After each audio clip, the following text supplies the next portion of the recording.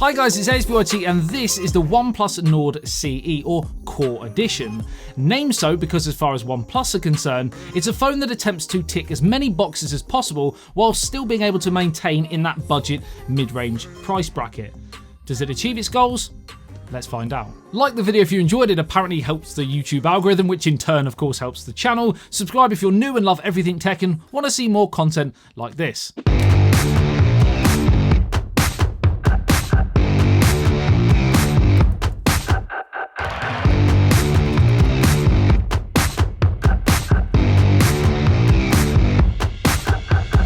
So firstly, for those confused as to where the CE sits in the Nord product line from OnePlus in terms of perceived quality, it's under the original Nord but above the N10 with the N100 propping up from the bottom. Hopefully that's made things a little less confusing, but probably more. Now there's no denying that OnePlus have been somewhat influenced by Apple when it comes to their naming schemes over the years, most noticeably the T variants, which coincidentally is S, a well-known Apple line, plus 1 in the alphabet. You then of course have the iPhone SE, OnePlus Nord CE.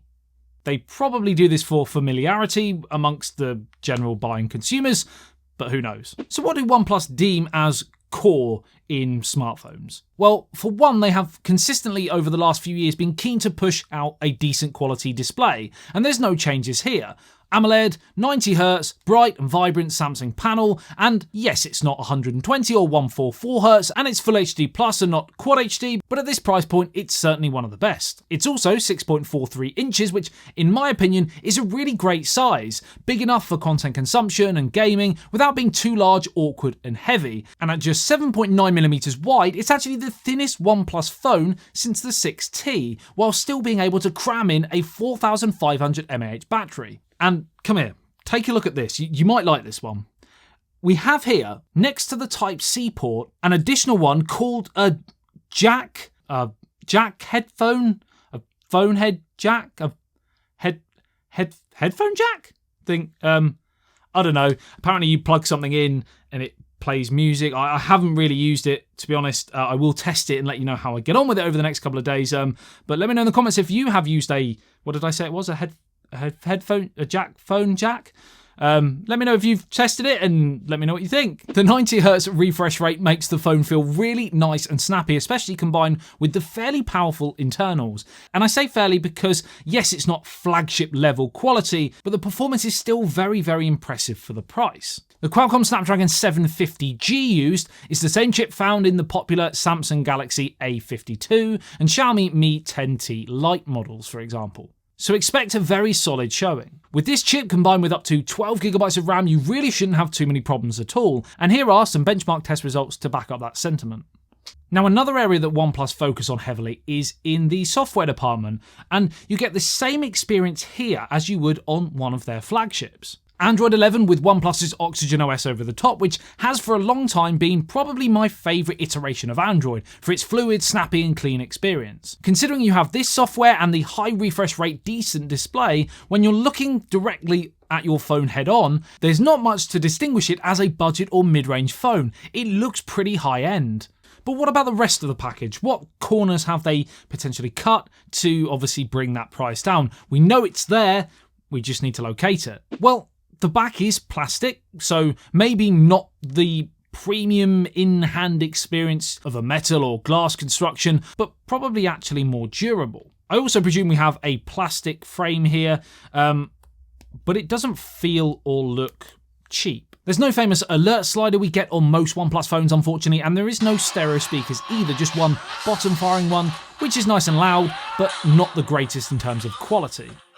Now, camera is of course a huge deal breaker for a lot of you, so what do we get here? Is it good enough? Well, firstly, it's a triple camera setup, which includes a 64MP primary, a 119° 8MP ultra wide, and a monochrome camera. I, of course, would personally prefer to see maybe a dedicated zoom lens with optical zoom as opposed to that monochrome camera, but with those sorts of lenses, you would generally have a more expensive device to pay for. In terms of the actual quality of the overall camera setup, you have to be realistic. Is this the best camera on a smartphone this year? No, of course it's not in this price bracket. But with how far smartphone cameras have come now, you can of course get some excellent shots, and for those of you that want the very best, you will be looking at top-end premium expensive phones, and possibly a proper dedicated camera. 10 times zoom does the job, but there is a fair amount of noise as it's digital only, hence why I would like to see at least maybe a 2 times optical zoom. A lot of the pictures do appear to have a slight almost AI feel to them, and portraits etc. by default can appear slightly soft, but the HDR is decent and you do have pro and night modes, 4K video, etc. So this camera ticks most boxes for the majority of the general public. Outside of that, this phone doesn't have an IP rating, it doesn't have wireless charging, although you do have the brand new OnePlus Warp Charge 30T Plus. Naming schemes aside, 0 to 100% in just about 30 minutes, which is very, very good in this budget area and will certainly help you out when you're in a tight spot and you need some juice. So with everything you've heard, if I told you you could get this phone, the OnePlus Nord CE, for £299 with 8GB of RAM and 128GB of storage, 369, 12GB of RAM, 256GB of storage, what would you say? What would your response be? Let me know in the comments. Are OnePlus hitting the nail on the head when it comes to this Nord line, or would you prefer to see them focusing more on the traditional kind of flagship killer options that they made their name on? Like this video if you enjoyed it, really helps the channel. Subscribe if you're new and want to see more content like this. I love you and leave you. I'll see you in the next one. ASBYT, peace out.